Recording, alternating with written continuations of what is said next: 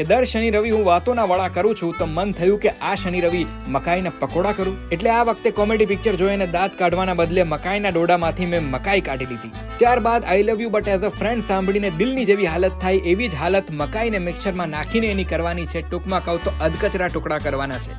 2 ચમચી rice floor નાખતા વિચારવું કે રાઈસ ફ્લોર એટલે ચોખાનો લોટ થાય તો ગ્રાઉન્ડ ફ્લોર એટલે મેદાનનો લોટ શું કામ ના થાય. સ્વાદ અનુસાર મીઠું નાખવું, પણ ધ્યાન રાખવું કે મીઠું નહીં ખારું જ હોવું જોઈએ. થોડી હિંગ નાખ્યા બાદ તમારી પ્રગતિ જોઈ અને રિલેટિવ્સ અને પડોશીને જે લાગે એ નાખવાનું છે.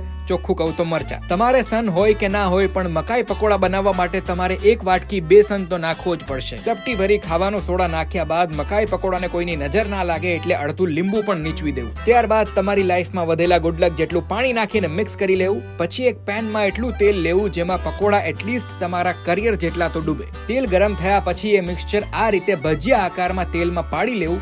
આ દ્રશ્ય ક્યાંક જોયેલું હોય એવું લાગ્યું, હું સમજી ના શક્યો. તમારે પણ કમેન્ટમાં લખવાની જરૂર નથી. લાઇટ બ્રાઉન કલર થઈ જાય એટલે તૈયાર છે મકાઈના પકોડા. પણ ભજીયા અને પકોડા વચ્ચેનો ભેદ જે બોલિવૂડને પણ નથી ખબર એ કમેન્ટમાં કહેનારને તોપો વગરની સલામી આપતા મેં વિચાર્યું